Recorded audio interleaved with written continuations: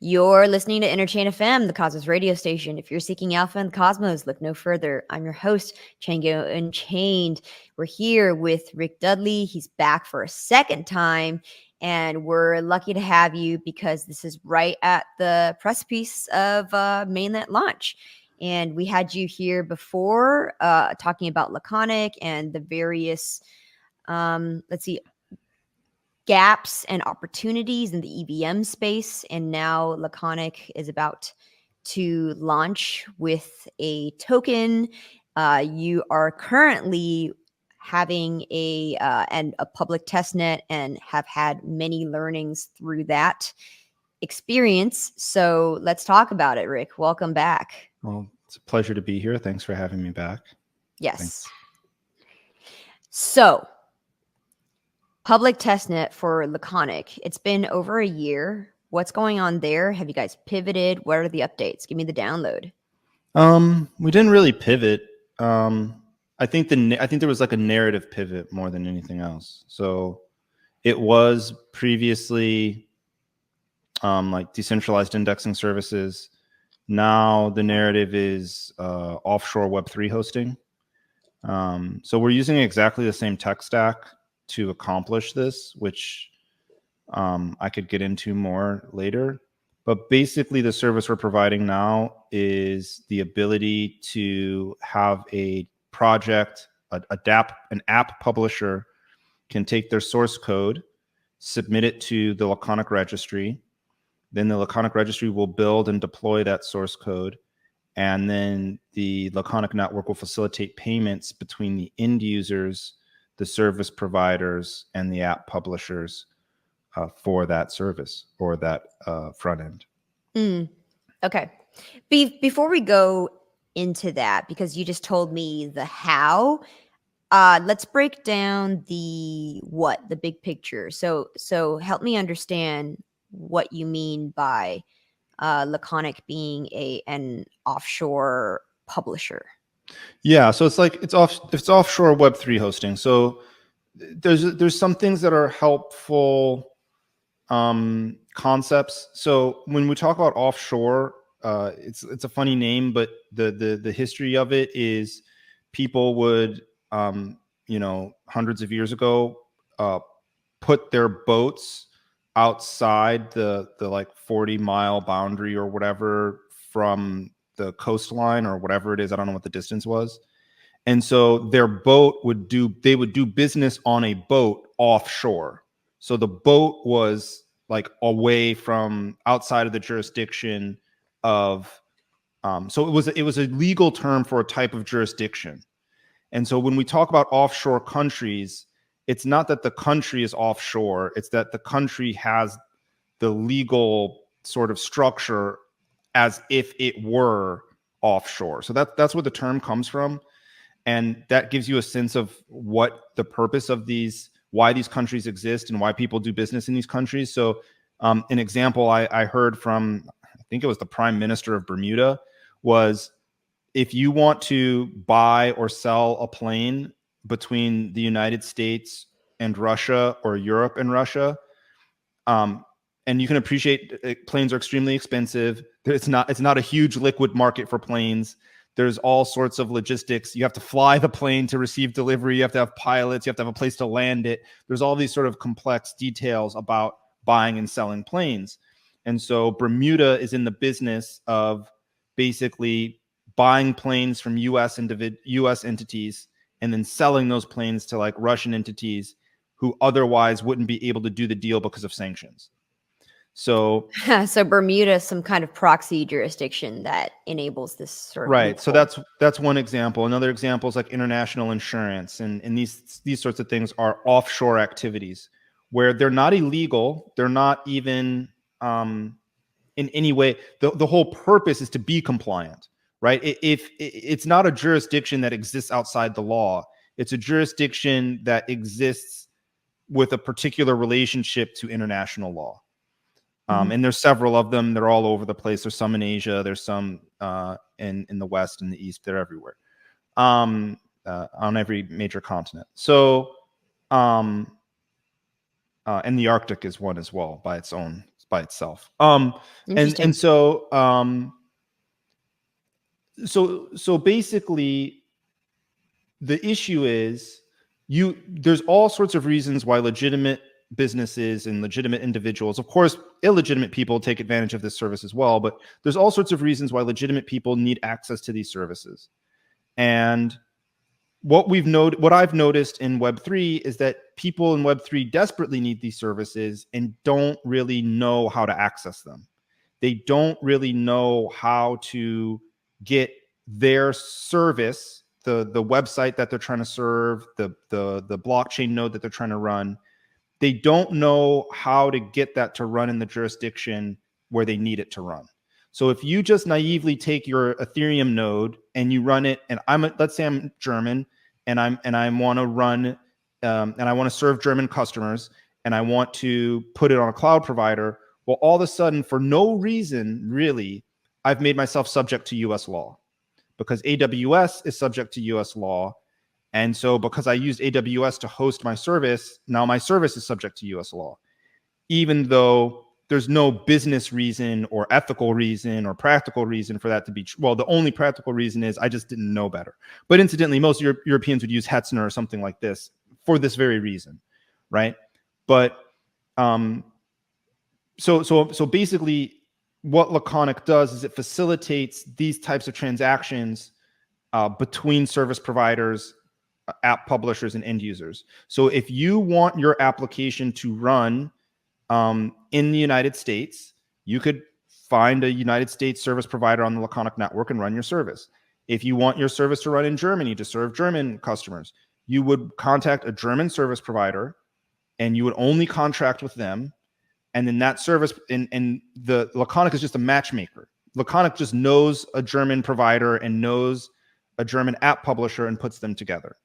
Or maybe you are a US app publisher and you want to publish in a German server. So that's what Laconic facilitates. Laconic finds these people and matches them together, and with an emphasis on being legally compliant and finding jurisdictions where your application is legally compliant. And that's where the offshore part comes in. Where is this activity compliant? Well, it's compliant in this offshore jurisdiction. We have found a person who will run a server in that jurisdiction, and they have a server there waiting for you to access. Yeah, that makes sense. So just so I'm understanding this clearly, it sounds like you're optimizing Laconic network to enable the serving of the peoples who live in countries like the US and Germany who are effectively not legally sanctioned from the rest of the blockchain network via like, SEC and these types of threatening regulators. That's right. Those sorts of soft censorships don't really apply to services provided on Laconic network, because there are all sorts of places in the world, including the EU even, who will positively, French law is structurally different than US law. And so they make positive assertions about what is and is not legal. And so it's easier to do something like know that your DeFi application is not legal in France, for example.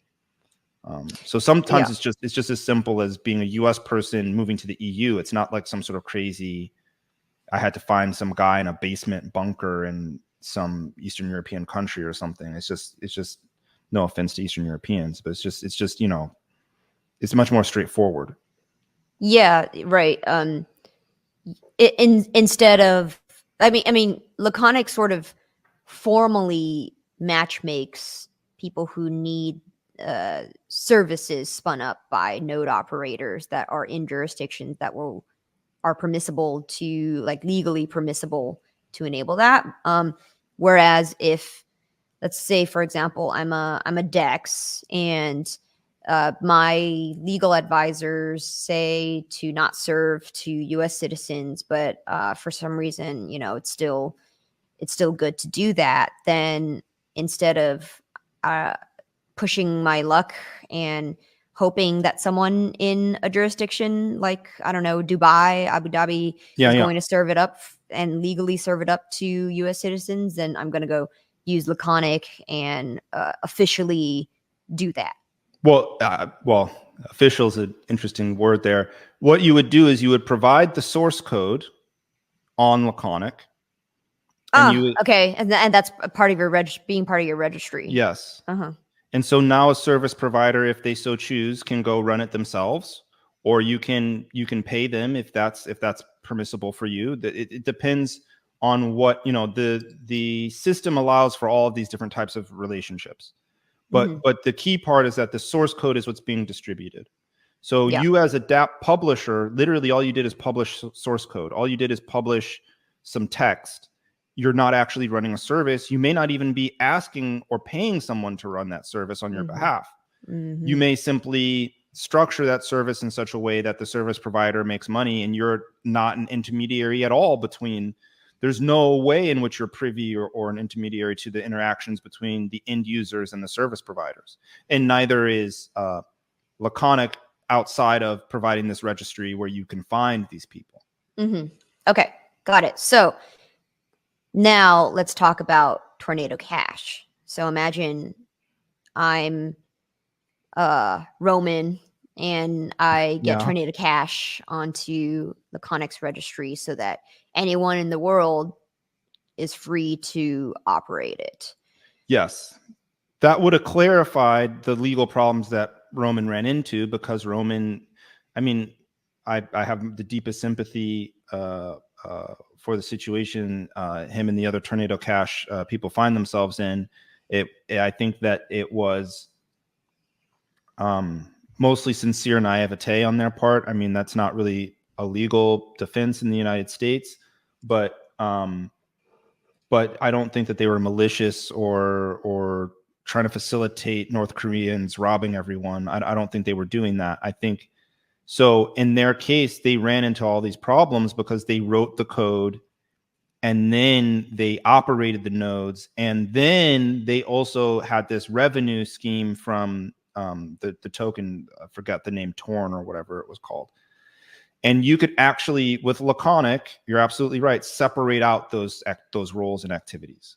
So Laconic makes it possible for you to, as the publisher, positively assert, because we do have an identity service and it's privacy preserving and there's no centralized authority who has the identities, but under duress, you could prove to a regulator or someone like this that there are in fact two different identities. These are their real names. These are the real people. This isn't public on chain or whatever. But again, under duress, you could reveal, no, in fact, this person and this person are separate. Of course, there's also the other test where one person is arrested and the service keeps running. So that would demonstrate that they're two different people. But essentially, Laconic Network allows you to positively assert, no, all I did was publish code. I never ran it. You're right. So you're right. But this still falls under the same argument that the prosecutor of Tornado Cash is going to make, right? It's interesting how the laws that protect Web2 social media companies like Facebook, X, etc., such as Section 230, do not apply to people who just publish code and not operate it. So it just... Well, you're protected by your freedom of speech in the United States. Roman wasn't. I don't think Roman was Roman charged in the U.S. I thought he was charged in another country. Amsterdam. Yeah. So I don't know anything about Amsterdam law, but in the United States, your right to publish code is protected. I know that's not true in all of Europe, and I'm sure there's certain rules and restrictions there. But the thing that got them into a lot of trouble was they so they would have been fine if they had published the code and ran the nodes. But then they whammied themselves when they issued the token. That was really, because now you have to say, well, wait a second, you're doing this for profit. You run the whole system. So if the system can't stop North Koreans, that's your fault because you did everything. Okay. Is there, as for Laconic, and knowing Laconic will have a token as well, is there any concern around that as well? Because you can sort of see the parallels. I mean, it's not necessarily apples to apples, but No, it's a great comparison. I mean, if you're making that comparison and not me, it's a great comparison. And yeah, an enormous amount of time and effort and money has been spent in making sure that we have at least legal theories that defend what we're doing. And unfortunately, in the U.S., it's case law that determines. Yeah, you need precedents in Yeah, order you have to actually go to court. back that So theory. Yeah. That's right. So for us, it's really me personally. My personal view is the purpose of the system is to be compliant with the law and to comply with law enforcement wherever your servers are physically housed, and to not comply with law enforcement in places where your servers are not. And that's sort of, to me, that's the central concept. The central concept is, why am I making myself and my customers subject to additional laws? And even if you were the most law and order, if you were truly an ethical law and order person in the United States, you can't really argue against this. We agree that sovereignty is a thing. We agree that nations have sovereignty, and we agree that not all people globally are subject to all laws in the world. And so you have to accept that a system that facilitates people complying with the laws of a particular jurisdiction in which they are physically based, you can't complain. You can't make a legal argument against that. The problem comes in when the actors are acting in bad faith. Right. Well, they're criminals. So the issue is that's a great example. So let's say that someone is a criminal. Well, they're a criminal. The only place in which that is relevant is the jurisdiction in which the data is being served from, or where that person is sitting, right? So if the person is sitting in the US, but the data is served from Germany, then they're subject to both, right? And I'm not a lawyer. I'm really glossing over a lot of legal details here. But if it's a bunch of Germans serving Germans with servers in Germany, then they're not subject to US law. And they shouldn't be subject to US law. And the US would agree that they shouldn't be subject to US law, because the converse is certainly not going to be accepted. We can't have US citizens using US services in the United States being subject to German law. The US would never accept that. And as sovereign nations, they have to have reciprocity there. Do you think that there's a tendency for US lawmakers to overreach and try to apply their legal framework to people even outside of its jurisdiction? Well, I think there has to be an acceptance of like the imperial nature of America, the hegemonic nature of America, but those are sort of separate questions. In relation to crypto, I think the problem that crypto has with regulators is that many people in crypto do not have sound legal theories. We interrupt this podcast to make an important announcement.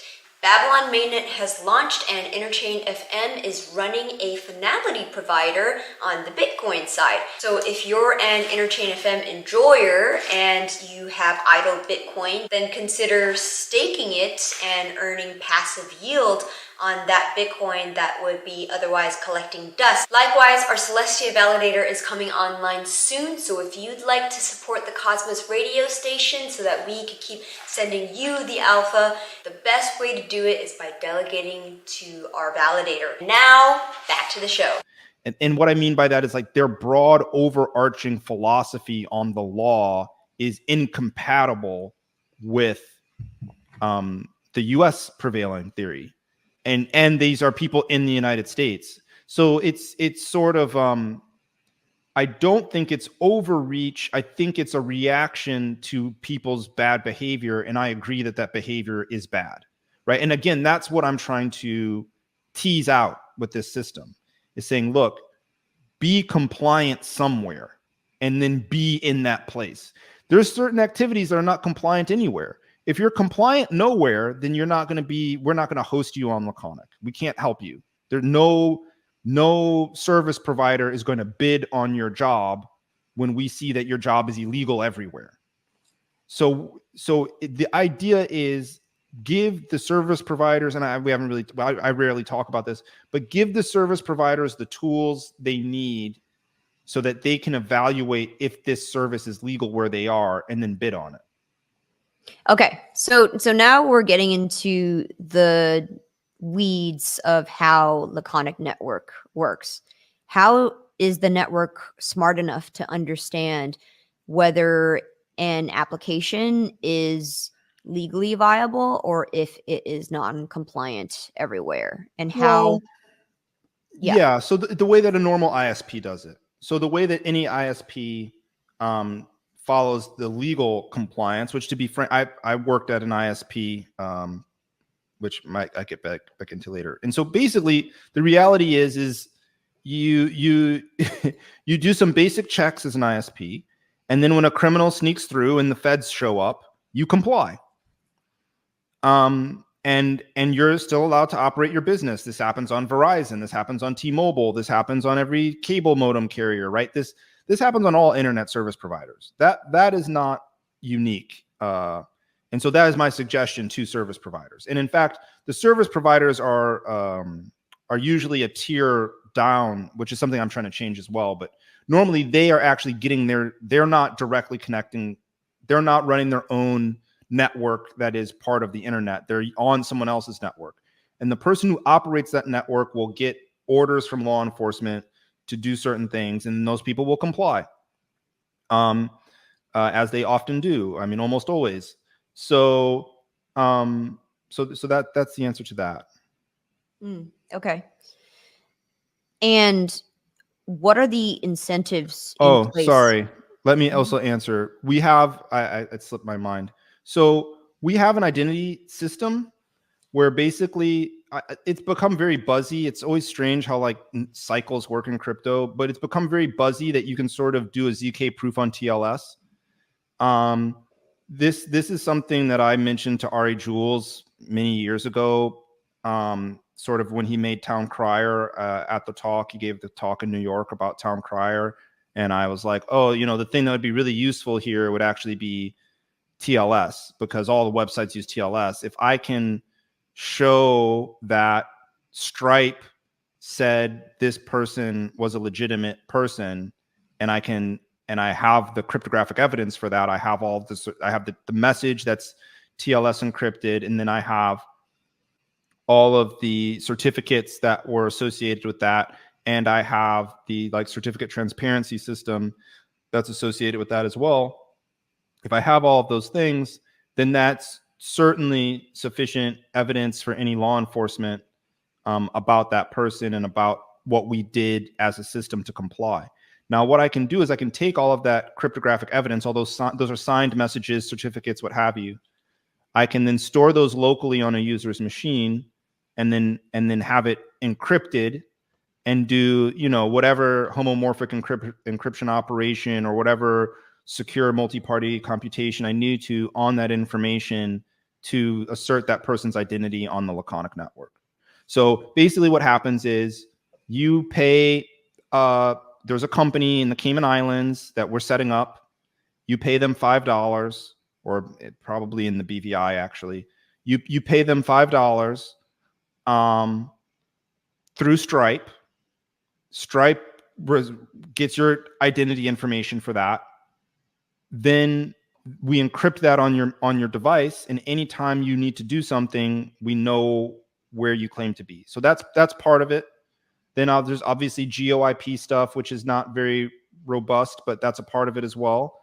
And then also, as you may remember or may know, I've worked very closely with the Foam team on proof of location.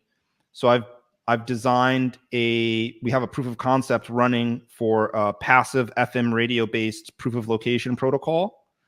So it's basically like, I described it to somebody the other day and they're like, oh, it's passive radar using FM radio. And it's like, well, yes, technically that's a little geeked out for most people, but that's technically true. And so basically what we're able to do is we're able to, again, use very inexpensive hardware, $50 device, something like this, and it will listen for FM radio signals, and it will timestamp them based on an internet challenge. So this is a device you carry with you. It's connected via Bluetooth to your phone. Someone says, prove to me where you are. This device samples a bunch of FM radio spectrum. You can only be within a 5-kilometer radius and sample that same spectrum. It's actually much higher resolution than that, but our tests are at 5-kilometer radius right now. And then you generate a bunch of data in the device, and then you send that to the internet, and anyone on the internet can verify if that device was actually at that location or not. Okay. Sorry to go on that tangent, but this is actually how I intend on verifying the identities of users on the Laconic network. So you have this privacy preserving, what's your government name piece, and then you also have this interactive cryptographic attestation via passive radio piece as well. Okay, sure. So let's just say that I go through all of those onboarding hurdles. What's the incentive for me to get on this network? Why do I want to do that?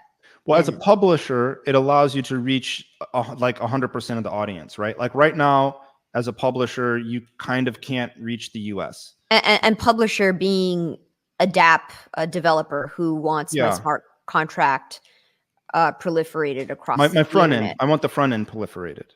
I want Just the actual. front end.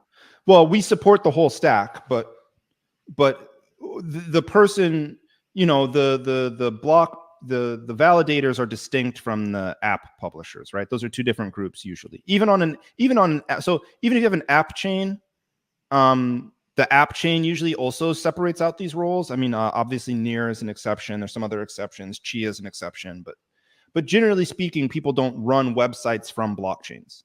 Yes, that's right. But so you're saying that your Laconic network is mostly concerned with the front end, not the applications served on blockchain. I would say that our customers for Laconic network are blockchain foundations and people running front ends as two separate groups. Okay. Well, I mean, let's just paint a cohesive picture. So in a few years ago, I don't remember the year, but there were many instances of this where the Great Firewall of China says, no, we're going to block the DNS of Uniswap, Yearn, and all these various DeFi applications. You're firewalled off. We're taking down your front end.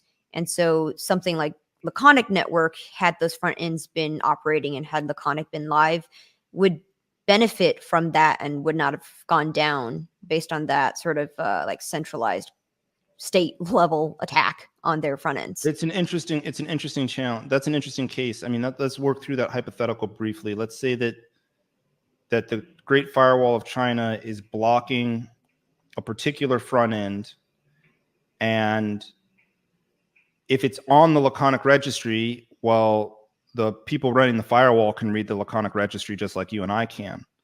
So they could block from the registry. But what the Laconic network also provides is the service of building and deploying that front end without like the actual building of the front end. So we distribute the source code, and we actually do the compilation to get the binary package that you need out of that source code, and we deliver that to the end user device.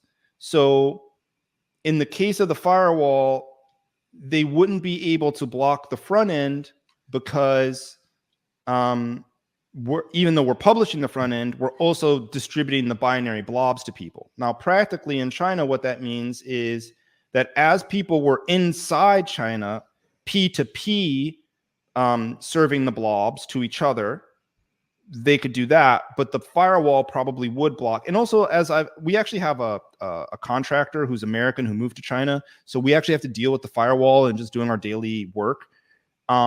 It's not a monolithic thing. It's some jurisdiction, division of sets up their own. Like there's a top-down mandate. You have to have a firewall, and then different places implement it differently, and they restrict different things.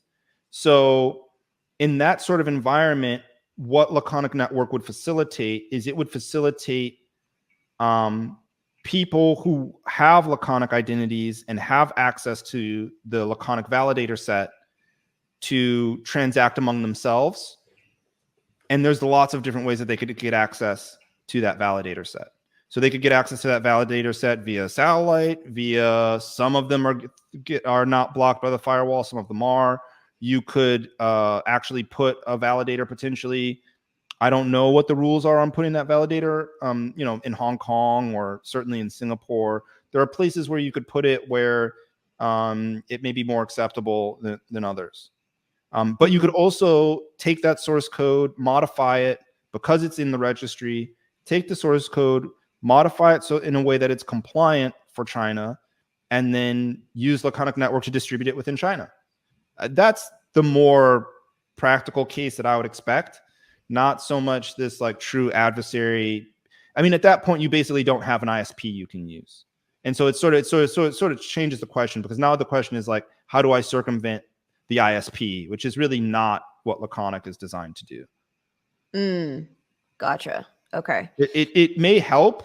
It may help, but it's not. That's not what it's designed. It's not designed to circumvent your ISP. Okay, I see. Well, the way that you're describing it now sort of reminds me of Urbit, where now you could sort of send and receive blobs of certain applications peer-to-peer on this really sort of like segregated network that's basically on another, like a whole different planet than the one that the tradition like Web 2 infrastructure is running on. Yet still it could serve the same Web 2 like thing that you are looking for. Yeah, it's very synergistic with Urbit. So we actually deploy we have this thing called a Laconic stack. We can actually deploy. So we've done things like deploy Osmosis to Urbit, deploy Uniswap to Urbit, deploy Vega protocol to Urbit. And by the way, for those listening now, I did an episode with one of the presidents of the Urbit Foundation about serving Osmosis through Urbit. And so if you don't understand what Rick and I are talking about, please do listen to that as a primer and get the download. Yeah. It's very, very good episode.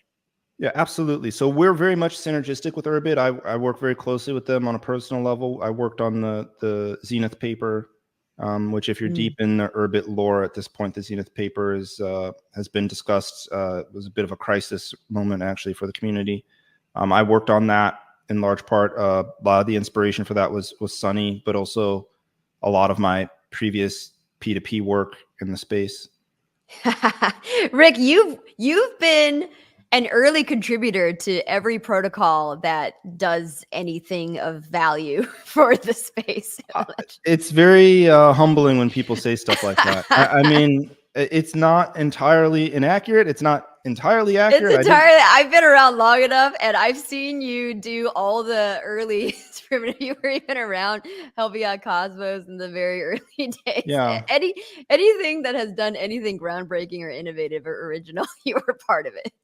Thank you. Yes, I mean, it's something I value. I wouldn't say it's necessarily something I actively work on. It's just something I value, and so it happens. You know what I mean? Like, I was interested in Urbit. I'm not going to go into a whole Urbit thing, but Urbit is a very old project, and so I knew people who were interested in Urbit very early on, and I didn't, but I only learned about Urbit after being in crypto for a number of years, and then was like, oh, and I heard about Urbit, and I was like, this sounds like this thing I read when I was in middle school, and then it turns out that guy that thing. Yeah, it's like there's a relationship there. It's different people, but there's like a relationship, and there's a pedigree and a lineage there. So it was very easy for me to understand what Urbit was about when I actually sort of dug in. And there's a lot of it that I philosophically agree with. I think there's a lot of it I don't agree with, but that's more on the things I don't agree with are sort of these like unfortunate. It's sort of like things that go together. It's like if you really liked peanut butter and jelly sandwiches, but you wanted it on pumpernickel, you're gonna get that pumpernickel peanut butter and jelly sandwich. No one's ever gonna give that to you. You have to make that yourself. And it's sort of like, I mean, it's sort of a funny analogy because it's actually true, but there's an allegory there. So like, I don't like peanut butter and jelly sandwiches because it's usually cheap jelly, cheap peanut butter, and cheap bread, right? Yeah. But like, so if someone's like, Rick, you want a peanut butter and jelly sandwich? I'm like, no, I do not. But if you gave me, if you're like, Rick, make it with almond butter and this, that, and yeah, I'd be like, oh, this is delicious, right? Yeah. So like the theory of a peanut butter and jelly sandwich, I'm really into. Right. But so you're saying you like the vision, Urbit hit the nail on the head. However, in terms of execution and the pieces that put it together, you're not for. Kind of the actual teams I really like. Like I've really enjoyed working with the Urbit Foundation. I really enjoy working with Talon. Those organizations and those people I really enjoy. There's other people who I enjoy less. And and I don't think that speaks poorly of them as people or something. It's just not my preference. It's just not what I. Yeah, you're gonna get a mix of that in any ecosystem. There's different people from all walks of life with various opinions. Yes, And very opinionated. Being opinionated, yeah. And I think there's a lot of there's a fundament. I think there's also sort of there's this guy who actually went to the same high school as me, named Daniel Keller, who is in crypto and works at Vaporware now, I believe. And, wow, they named their project Vaporware. Yeah. I mean, it's at least they're honest. Yeah, it was an interesting name choice, right? And I know a lot about the environment that person grew up in and what have you. And we agree on certain things, a lot of things, and especially on a certain. I guess I appreciate a strong aesthetic, even if it's not my aesthetic. Okay. Right. So it's like I really respect people who have a refined and clear aesthetic preference, even if it's not my aesthetic preference. And so And what do you mean by aesthetic? Like, I mean, I think the general definition, but like the style, the sort of like a good example is like I met the guy who made Milady, and like okay, Milady is fine. Like Milady as art, it's not my thing. That's not the kind of art that I would adorn my walls with in my home. Yeah. But talking to the guy, he seemed cool and on the ball, and like Charlotte Fang, is culture and vision part of the aesthetic, or do you purely mean visual and branding? I mean both, and vision is a big part. Vision is the main part. The main part of the aesthetic is the abstract, not the expression. Right. And so, yeah. So I like. There's groups of people I've met in Urbit that I really like and I really agree with, and we have similar interests, similar backgrounds in computers and what have you. And then there's a majority of people that I think in Urbit that I think are pretty confused. Just like simple confusion, really. Just like confused about how could any of this actually work.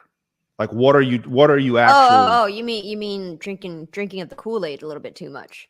Yeah, absolutely. There's absolutely a cultish component to Urbit, and the cultish thing can be cool. It can be, but I'm older now. It's like I'm kind of tired of that in large part. So that's part of it. But yeah, the technology and what the technology enables in theory is great, and then the people working on it now I really like. But you have legacy, you have tech debt, you have all sorts of different legacies in projects. And I mean, there's this huge schism in Urbit, and the people who worked at the Urbit Foundation when you gave that interview, I believe, no longer work there. I don't know exactly who the interview was with, but a significant number of people left the foundation. It was with Josh. Yeah, Josh. So I'm close with Josh. So Josh was sort of unceremoniously fired. And so there's a whole kerfuffle. So, yeah. Gosh, I'm sorry to hear that. That's wow. So am I. I'm very sorry to hear that. Yeah. And so I'm on the Josh side of things, not on the firing people side of things. I'm not. It's tricky. It's like people, you know, it actually ties directly into Laconic, right? If you give people the responsibility to manage themselves and their lives, and you give people agency and you give them self-sovereignty, then you also have to accept and hold those people responsible when they screw up. And I'm not talking about Josh in this instance. I'm talking about the other people who, who I think made an enormous mistake ultimately in how they navigated that situation. Okay. Gosh. Wow. I had no idea there was such internal turmoil in the urbit ecosystem, but it sounds like we're past the blow up phase. But the reason why I brought up urbit is because it sounds like Laconic is sort of this new emergence of that vision, given that the parts are very similar. Yeah. And it's just that you're using possibly different ingredients, different parts of the internet network stack to enable this overall vision, which is amazing. And yeah, there's a lot of synergy. Yeah, it does sound like Laconic is aspiring to be a tool of compliant but censorship resistance. Absolutely. Because censorship resistance, there's all these terms in crypto that are kind of confused. So there's, we talk about decentralization, but that doesn't really mean anything. Censorship, anymore. Well, still means something to me. Disintermediation is very clear. It's very clear what if I'm disintermediating a service, it's very clear. I mean, it's a funny American English word, but it means that, there was an intermediary and you're getting rid of them. That's very clear. When you say the service is decentralized, are you saying that there was a central operator and you like? The way that I would envision what decentralized means is compare decentralization to nature, where if a mushroom dies in the forest, another 10 will pop up, and it's this sort of circular like cycle of life where the mushroom that died ends up feeding the 10 other mushrooms that pop up, as well as like a tree or whatever, and then the tree there's no single head or something that or tree that could be cut down in the forest such that it would end the entire life cycle of the forest itself. Yeah, I would say that the forest is robust. I would say the forest has redundancy. I would say the forest maybe is consensus driven or something like this. Yeah, like nature is decentralized. And so, as humans, as people belonging in hierarchical societies where we naturally tend to like lean towards those types of large scale organization formations, like it's sort of the antithesis of nature, but building technologies that harken back to a more natural formation is what blockchains are all about, ideally. Yeah, so personally, my philosophy there is very much around flattening hierarchies, right? So I think that humans are naturally hierarchical. Humans like leaders, humans like famous people. Most humans are not wildly individualists who will go live out in the forest. Most people want to have a place in a societal system, and most people don't want to be at the top, actually. Yeah. And so I think that's well and good, and I think our technology should reflect that. The problem is that we also have these very deep hierarchies that have been created, and that's very unnatural. If you go to any sort of village or any sort of small community, everyone knows the chieftain or the leader or whatever you want to call them, the mayor or king, whatever. Everyone knows them. That person knows basically everybody. It has to be within their brain capacity. Some people can easily remember 1,000 people or whatever. I can't do that, but like these types of leaders, they can remember all of these people and say, oh, you're so and so's son. I might not remember your name, but I remember when you played soccer or blah blah blah. Like that type of system, that type of culture, that type of organization, I think is what we're designed to do and is an ideal for us as people.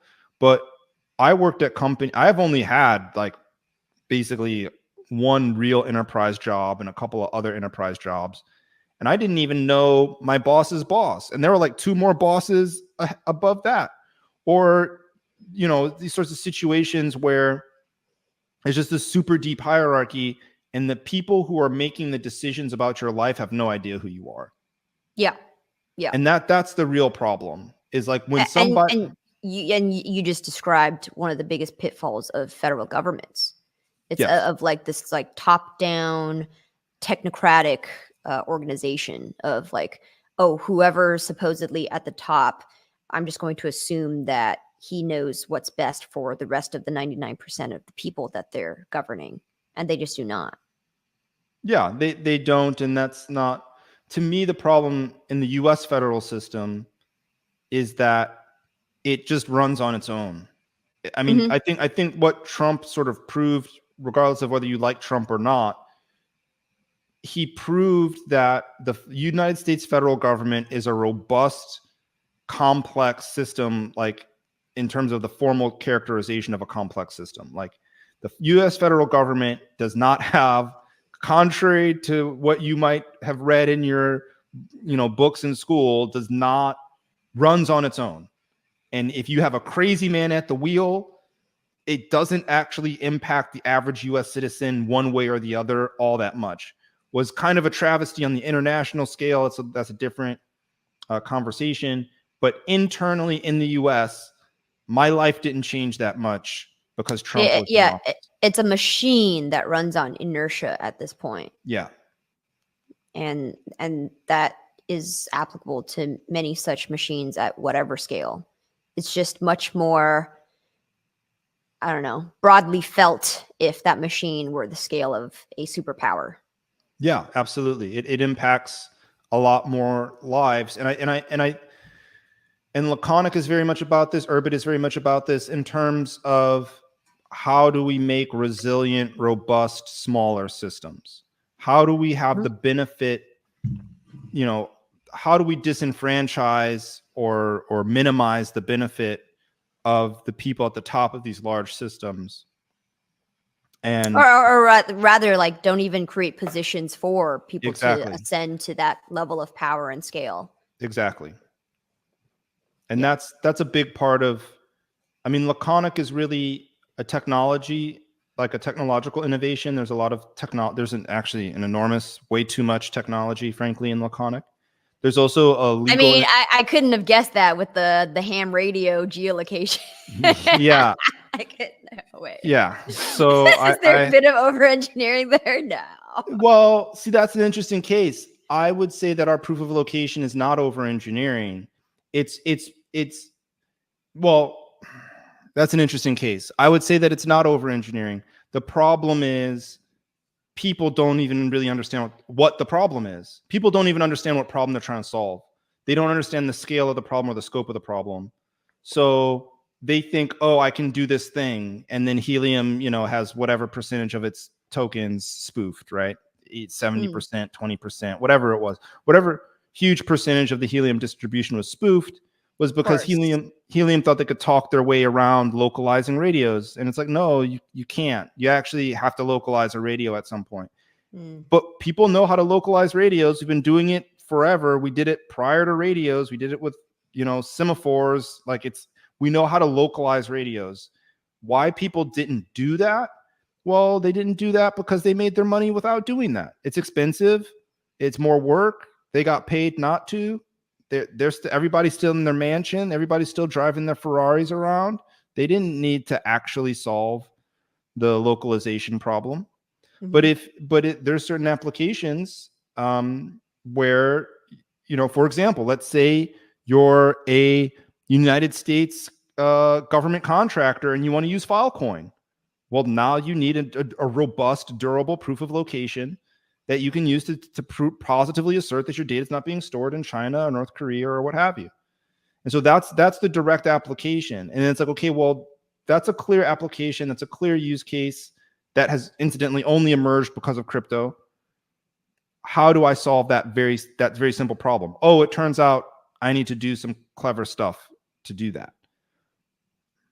What if I'm a Chinese national who managed to infiltrate some sort of U.S. government contract, and then I just prove my location anyway, but it doesn't disprove the fact that I'm.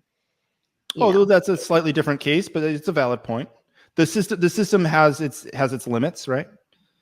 So in the instance of you're a spy and you're working for a U.S. contractor, well, yeah, then the spy is sort of able to switch which role it is dynamically, and so that circumvents a lot of the security. But which is why people are spies. But but that's still a categorically like higher level of security than what exists. Sure. Okay, we don't need to go into the edge cases of spies infiltrating. Yeah. Okay, so but you did allude to the incentives of like operating Laconic, because as we've talked about, it is very expensive to get onboarded. So the value prop should be orders of magnitude higher than the cost of getting into the network. So I would say I don't know. We haven't done a comparison. I can talk about what it really costs to get onboarded on Laconic. We don't need to go into that. It's mostly, high time frame, for what an average user is willing to go through. But we're not talking about average users, because we're talking about foundations. We're talking about, like Uniswap or DEXs that need to propagate their for front them. end. So we have end users on the Laconic system as well, but they just use it. It's transparent for them. We actually had people sign up in our testnet. We had people use like an alpha version of our wallet, where you actually have to associate a Cosmos SDK key and Ethereum key to your Laconic key. It's like, it's just literally like 3 button presses. You send a signed message. It's very simple. Yeah. That onboarding is like, depending on your internet connection or what have you, like 2 minutes. It's like super fast. But for a service provider, so the service providers, so some of the economics, so part of the issue with Laconic network and why I don't call it Laconic chain, is because what Laconic is about it's about facilitating the business of the service provider. So the most of the money, the model we have now, which we're still working on, but the model right now, 96% of the revenue goes to the service providers. 4% of the revenue goes to the validators. Right now, the way we're setting it up, we're planning for mainnet right now. The current plan is the people who are the top service providers in the testnet, we sort of say, oh, bad news, apologies, you also have to be a validator. And so it's really like a co-op. And this is the other third piece of the innovation. So there's all the technical innovation that had to go into this. There's a significant amount of legal innovation that had to go into this. And then there's this actual having the correct business structure to facilitate this. And then there's parts of the business structure I may get into, I may not. I mean, but basically, I'm definitely leaving a lot of teasers in this video. But you have to attract the right people into the business. You have to attract the competent service providers. You have to attract people who have deep internet knowledge, people who know how BGP works, people who know how to rack servers, people who know how to run ETH nodes or ZK Sync nodes or Blast nodes, all nodes we've run at my company. That's complex. It's overly complex. It's hard stuff to learn how to do. And then you also have to know how to balance a portfolio of crypto assets. And this is something that a normal business doesn't have to concern itself with. A normal business can rely on a bank to manage its investments, manage its capital. But obviously companies like Facebook and Apple and what have you have whole financial departments who are, paid handsomely to manage their $1 trillion treasuries and what have you. And so all businesses have some sort of treasury management function, because almost all businesses require some stored capital in reserve. That treasury has to be managed. So there has to be a method or a incentive, not just for the service providers, not just for the publishers, but also for the treasury management. So that is also built into the system. Right. So who's paying? So this is a great question. So there's some good news and some bad news. RPC services are not a particularly profitable business. They're not a great business to be in. And that is in large part because of the distortion. Fact, their business is they're subsidized by the foundations themselves that need them to run these RPCs. It's worse than that. That would be better than the current state. What is the current state? The current state is RPC services are largely subsidized by VC capital. Which is even worse. If the foundations were doing it, then there'd be some alignment, because the foundations would. So, I have all these things. I try to, sometimes people say I'm critical, and I try to just be honest. I don't want to sound negative. People interpret what I'm saying in a more negative way than I intend for. I intended to be some amount of negative, but people sort of blow it out of proportion. Over the years, as you mentioned, I've worked with many foundations. I'm not singling out a single foundation here. Many foundations in the space are not incentive aligned with the people operating the nodes. So the foundation essentially gets paid in advance, right? They sell a token, the token price appreciates, they have a treasury, and now some poor schmo somewhere who either got a bunch of tokens and they're staked and they're vesting, or whatever horrible situation this operator ended up in, they're having to operate a node as an independent entity, and they're not getting support from the actual people writing the software. And it's very difficult to operate software of this complexity without that support. And conversely, it's difficult to improve the software when you don't have that person in your back pocket that you can call who's actually running the service. That's why the Ethereum Foundation spends so much money to run nodes, right? The Ethereum Foundation runs a large number of nodes so that they can take that information and inform the development of the node software. You have to have that feedback loop. You have to have that cycle. But a lot of projects in the space don't have that cycle. They don't run their own nodes. And this causes all sorts of crazy problems. And the node operators at scale, the large operators, which we don't want in the first place, they shouldn't even exist. But those entities that shouldn't even exist are subsidized by venture capital, because the economics have never been there. The economics have never been there, and they're not going to be there. If blockchains are really decentralized, if blockchains are really P2P systems, then why is there a multi-billion-dollar centralized entity running 60, 70 chains, providing every service you could possibly need as a publisher? That's centralizing, obviously. And so Laconic is like, okay, well, you don't mean that that's a RPC provider that the biggest corporation, BlackRock in the world, is invested in. You don't mean that one, do you? I don't.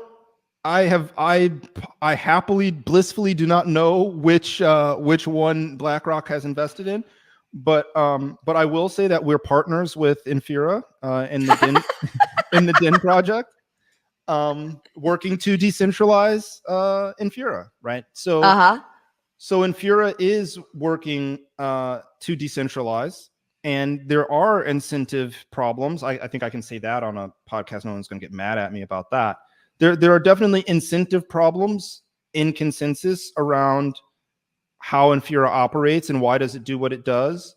And the Infura management, EG, is very committed to decentralizing the system. And I think that that they appreciate, they were the first, and they sort of set the tempo, set the stage. And I think they understand the benefit to themselves and the benefit to the community at large for decentralizing. There's another large RPC provider that is acquiring companies actively. So sort of opposite strategies. And I don't, the thing about these sort of systems is you can be running this loss generating business for 30, 40, 50 years, and it can be harming the ecosystem and going against the ethos of the ecosystem for 30, 40, 50 years. That's just how economics works. Just because everyone else says that's clearly philosophically misaligned and not even a good deployment of capital, efficient deployment of capital, some person is making some idiomatic decision about how they want to deploy their capital, and that's what they do, and they're able to sustain that for a significant portion of time. I mean, we have a quadrillion-dollar economy. So, company making $5 billion a year is not even a rounding error. So you can go off and be very wrong and make $1 billion a year. That's easy, relatively speaking. Do you think that what the value for the VC capital is in investing in these giant RPC providers, while the RPCs themselves are loss leaders in their business model, is that the real treasure that they're kind of hoarding is the data, like the access to the huge amounts of data that they have privileged access to seeing? I think there's two major ideas that definitely drive how I think about VCs. And I've been very fortunate to interact with VCs over the years. And even though I find them deeply frustrating people, I try to, again, remain positive and I respect anyone who's able to be successful in that profession. I would literally not last a day. If I had started at 9 a.m., I would not make it to 3 p.m. at a venture capital firm. So I certainly have respect for what those people are doing. I don't want to sound like a disparaging or a hypocrite, but the two major things that drive VC interest in the blockchain space, in my opinion, and there's a close third, but number one and number two is very fast liquidity, right? They get liquidity in a year, 6 months, very short period of time. Yeah, as opposed to 7-10 year time frame. Yeah. De facto. They can make their fund in 8 months. Crazy benefit there. And then the other piece too, which is related to 3, is venture capital firms exist in a certain regulatory bubble where they have to be passive. If a VC fund isn't passive, then it just becomes a conglomerate, right? And this is a really big deal. This has tax implications. This has regulatory implications outside of taxes. It has a whole set of knock-on effects. And so my observation of crypto funds is that they are skating the line of being a firm. And I would say all of the successful crypto funds are effectively, as someone I'm counter to them, I'm competing with them in the marketplace, unfortunately. And the fact that I am competing with them, to me, is the evidence that they are firms, because I'm not providing capital. I'm not providing a passive investment. I provide expertise, a very particular type of expertise. And so when so this was years ago now, but I used to pitch to people and they would say, well, Rick, your $200K a year total compensation is fine, but this investor is going to give us $1 million and the same advice that you're offering. So my price is off by $1 million and $1,200,000, because the people aren't paying for my service because a VC provides that service. I'm already in a dubious service under the best of circumstances. It was truly unsustainable when I realized my biggest competitors were venture funds, far and away. Yeah. And so the third piece here is monopoly pricing. So Peter Thiel's 0 to 1 is a really good book. It's really important to read that book to understand how VCs work. I don't recommend a lot of books, but I recommend that book because once you accept the model in that book, whether you personally agree with it or not, which I happen not to, But understanding that that's how people were thinking about their business activity, it kind of like it cracked it open for me. It kind of explained everything. And I was like, oh, that's why they're doing these things that I really wouldn't do in running my own business, things I haven't done in running my own business. Because what they're trying to do is they're trying to get this monopoly pricing. And blockchain looks like a great opportunity, especially when you put all three of these factors together, and the fact that venture is their job is to make speculative investments. But crypto allows you to like speculate on your speculation on your speculation, and then gives you a multiple of your multiple of your multiple, right? So it just keeps allowing you to leverage. So if you're this leverage bet person, if you're this high risk financial, in the $1 million, $1 billion range type of person, this is a perfect environment for you, because you can take your $1 million and you can flip that in 10 in 8 months, and you can flip it into 100 in another 8 months. You can flip it into $1 billion, or you can skip 100. You can go from a mil to $1 billion in like 12 months. And that's not why I'm interested in the technology.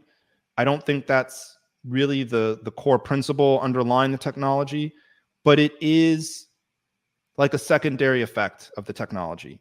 It is something that you can very quickly think about the Bitcoin paper and say, and then we'll end up with these sort of libertarian fantasy businesses where people can act a fool. And so, you take that secondary effect with the primary effects, and you sort of move forward. I wish VCs the best of luck. I talk to a lot of VCs. I'm constantly trying to get venture capital investment at this point for Laconic. I find that to be like a sort of a failing, from a philosophical perspective. Like I feel like if I had done better with Laconic, I wouldn't need to be talking to venture capital. Yeah, unfortunately, it seems like the playbook for go to market has to start with venture capital now, whereas in 2017 it was the ICO before that got cracked down on. Unfortunately, I think ICOs were worse. So in that sense, this is better. But I used to work at a casino. I used to deal cards at a casino. I used to be a card dealer. I was studying psychology in school, coincidentally, at the time. There's all these things around how gambling breaks your brain and how you can't sort of be a normal civilian after you've been a professional gambler, and how hard, there's a lot of dynamics there. The VC stuff, the investment stuff, the degenerate, the degens are at least self-aware, but other people are sort of dancing around it or trying to sugarcoat it or something like this. Do you mean that a VC is a degen in a suit? Well, there's spectrums, right? There's running a business. There is value investing. There's sort of more like non-value investing. Then there's like speculative investing. And then there's like actual just gambling. Right. Gotcha. And those are all those things happen with securities. All those things happen with, registered securities in the United States. You can run a business and end up dealing in registered securities. You can be an investor. You could be a speculator. You could be a gambler. We have things like Robinhood and all these sorts of things today that allow you to gamble. I mean, it's just straight gambling. Right. And so venture capitalists are speculative investors. They're just at a very large scale. They're not value investors. And then again, there's a whole book called The Intelligent Investor, and it spends a fair amount of time differentiating between speculating and investing. And I didn't make any of this stuff up. It's all well understood. I mean, I would argue that in any emerging market, such as crypto or AI, none of it's value investing. because you can try to apply fundamentals as much as you can, but the market right now, especially this cycle, says nope. Fundamentals, utility, nope. Yeah, it's just narrative driven, especially before an emerging market has matured to where you can actually apply fundamentals and metrics to it. I would say that that's a failure of the federal government, actually, in the United States. We used to have Bell Labs. So I don't know how much you've read about the history of Bell Labs or the history of something like Xerox PARC. I know. Right. Yeah. I'm familiar with Bell Labs. They have, there's a lot of alignment with JPL and Caltech. Yeah, and they invented the transistor. It was Bell, the people who made the telephone. So you think about the people who made the telephone also laid the groundwork for the modern computer. Mm-hmm. Yeah. And you can say, okay, what did Google make? I mean, let's be honest. Google had a search algorithm that was kind of novel, but then they improved search, they improved advertising. But is AI going to really come out of Google in the way that the personal computer came out of Xerox PARC? Again, Xerox replaced carbon copiers, right? I don't know if you've ever used or seen a carbon copier, but like the innovation of being able to use a photocopier instead of a carbon copier, they're both taking paper and duplicating paper, but the speed at which you could duplicate the paper in the Xerox machine was so transformative that they funded the internet, the personal computer, effectively the smartphone, the point and click display with a mouse. They took the money from that and they had money left over, and they made all that stuff, and they had money left over. There's not our tax system and just sort of the moral compass of people generally. I take that back. I don't think it's a moral compass issue. I think that the federal government issue? Yes, the federal government is a complex system, and complex systems go through phases and they go through changes, and to call it morality is lazy. So it's not a morality issue, but we're in a situation today where there isn't. Why is AI narrative driven? Like that doesn't actually make any sense. AI should not be narrative driven. AI should be a research project, just like material science, just like chemistry, just like biochemical, just like shooting people into space is a science and engineering activity. Building AI is a science and engineering activity. So why is it being funded by people gambling on narratives? There's something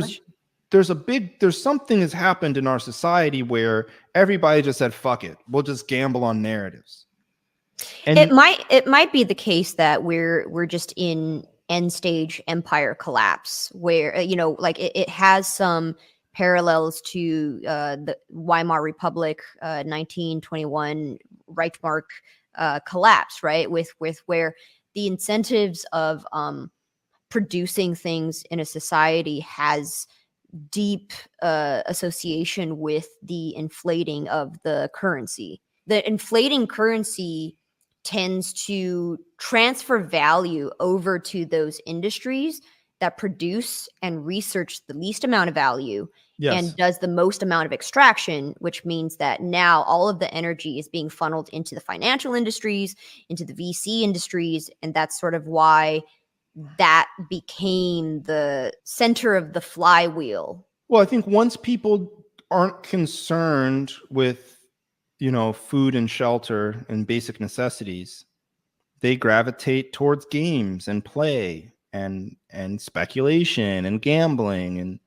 And so just so much of society is no longer worried about.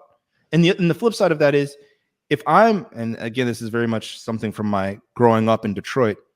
If I'm eating really well and I have a great life, but the guy next to me is starving to death, that's gonna impact my behavior, because that guy could just come hit me over the head and take my stuff if he had to. if it came to that, right? And so when you have insulated wealth, when you have insulated comfort, when you have people who are able to isolate themselves from the elements, from the natural from the natural ebb and flow of resources and seasons, and if every day is a celebration, if every day you feast on the best boar, the finest cuts of meat, and you live this opulent life, well, what else are you going to do but gamble? What else is there to do? And it's just, again, we have this automatic system that's sort of just running. And so thankfully, the automatic system feeds everybody and clothes everybody and houses, some huge percentage of people.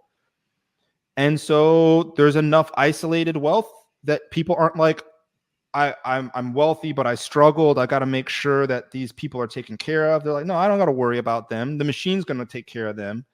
I just need to go and gamble. There we have a broken end stage empire. I want to close out with the tokenomics, because that's something that we were alluding to with the incentives, talking about the wealth effects and why people would want to provide services to Laconic Network. Yeah, we did digress a bit.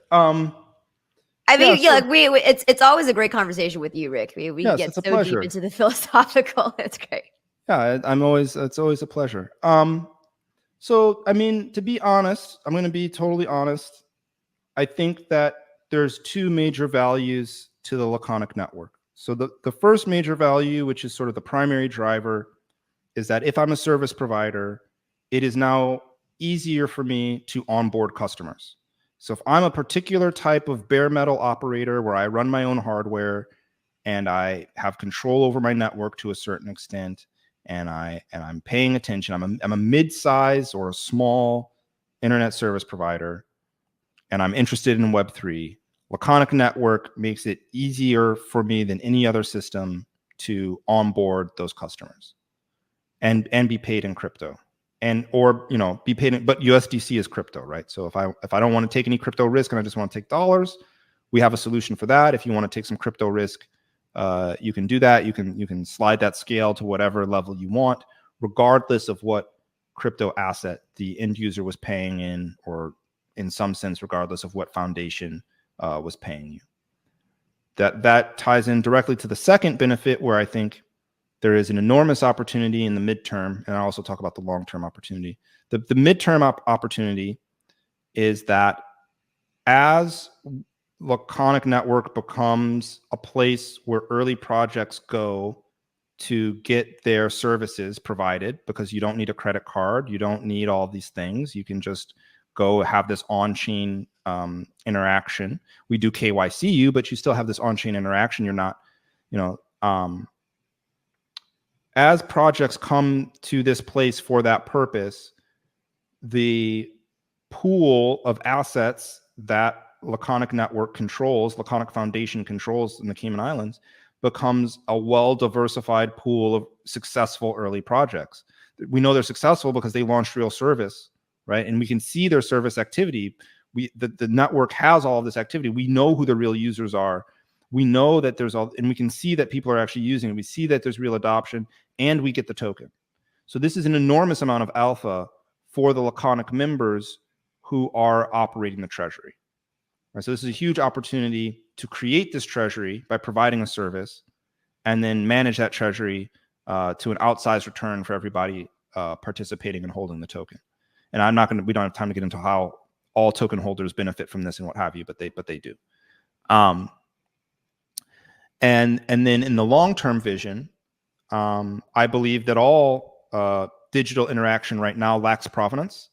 So when I type an electronic message, a digital message today, our culture has not made it customary for me to sign that message with cryptography to create a durable record of that activity.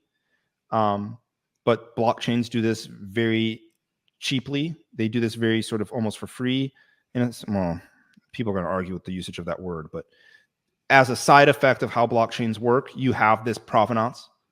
As a side effect of how something like Urbit works, you have this provenance. Even though urbit is also potentially, I mean, is very, very close, if not a hash linked data structure, just like a blockchain is. It's just sort of rotated a little in space, so you don't quite see it as the same thing. But I believe that all communications between machines and people will be of this hash linked nature.